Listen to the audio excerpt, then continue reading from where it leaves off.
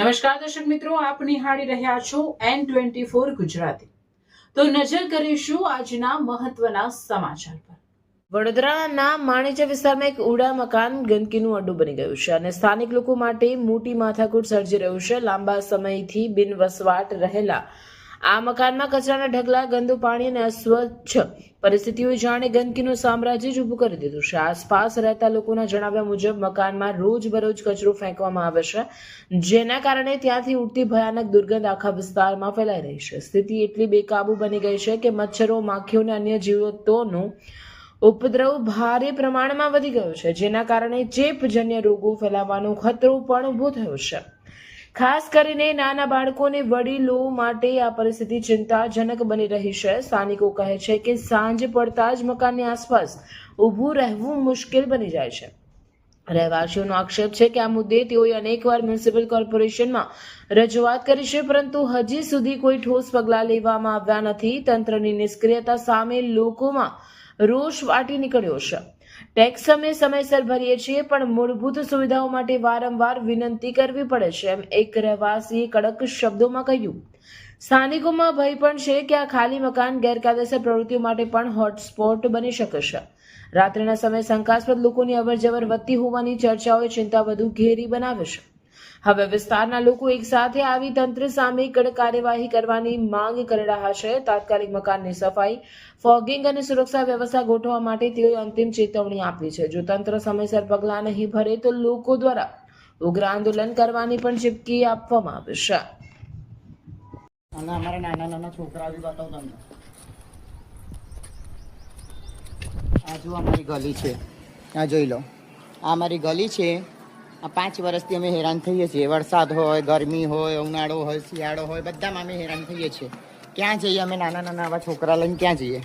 આવા નાના છોકરા બીમાર પડી જાય પછી દવાખાનામાં અમે ખર્ચો કરીએ, પછી આ બધું જોવાનું હોય। તમે હારા મકાનો આલી દોશો, બધી જે બિલ્ડરો મોટા મોટા હોય, આ હોય ના હોય, ગમે તેર હોય, આ ઓડાના મકાનને તમે એકેવાર જોવા આવો છો? મોટી મોટી સોસાયટીના, હાઈફાઈ સોસાયટીઓને તમે જોવા જાઓ છો?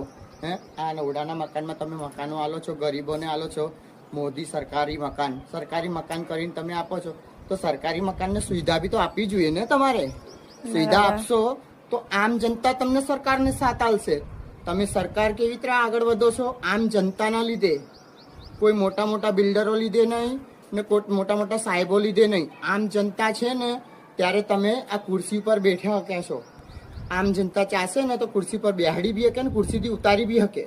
એટલે આમ જનતાની પેલા સાંભળો। કોઈના પાસે ખાવાનું નહીં, કોઈના પાસે ઊંઘવાનું નહીં, કોઈના પાસે છત નહીં, કોઈના પાસે પાણી નથી। આ ઓડાના આમ જનતા ઓડાના મકાન આપી દીધા। ના પાણીની સુવિધા છે, ના ગટર લાઈનની સુવિધા છે, ના ગાડીઓની સુવિધા છે, ના હાની સુવિધા નહીં, કોઈ વાતની સુવિધા જ નથી। લગ્ન પસંદમાં અમારે કોઈ બી મહેમાન આવે તો અમને એવું કે આવામાં તમે રહો છો, આમ કરીને આમ નીકળી જાય છે। અમારા મેલામાં કોઈ છોકરી આલવાની હોય, કરવાની હોય, લગ્ન પસંદ હોય, હા હોય ના હોય, તો પહેલાં શું જોવે? આમ ઇન્સાન બી હશે ને તો આમ ઇન્સાન બી મહેલો જ જોશે, એરિયો જોશે, ઘર નહીં જોશે, મહેલો જોશે, એરિયો જોશે, પછી એની છોકરી આલશે ને છોકરો આલશે। એવી તરફ કોઈ નહીં આલતું। એટલે સરકાર તમને કહીએ, હેરાન ના કરો આમ જનતાને, હાથ જોડીએ, વિનંતી કરીએ, અમને ન્યાય આપો।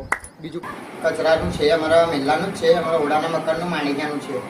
બહુ ગંદકી છે, નાના છોકરાઓ હેરાન થાય છે, બધા હેરાન થાય છે। મહેરબાની કરી અમે લાઇટ વાળાઓ પાસે, જીપી વાળાઓ પાસે ગયા। અમે કીધું કે અમારા ઘરના પાછળ જે થાંભલા છે એ તમે હટાવી દો તો અમારી ગલી સાફ થઈ જાય કચરાની। અમારી ગલી છે ગંદકીથી ભરેલી છે, એ સાફ થવી જોઈએ। તો મ્યુનિસિપાલિટીવાળા, કચરાવાળા એમ કે છે કે તમે થાંભલા હટાવી દો તો અમે કાલ આવી જઈએ સાફ કરવા। પણ લાઇટવાળા, જીબીવાળા એમ કે છે કે લાખ રૂપિયા આલો ત્યારે જઈને અમે થાંભલા હટાવીશું। હવે અમે કીધું તું, અમને ઓડામાં મકાન આલવા પહેલાં અમે કીધું તું વચ્ચે તમે થાંભલા લગાવી દેજો। અમે કેવા આવ્યા હતા?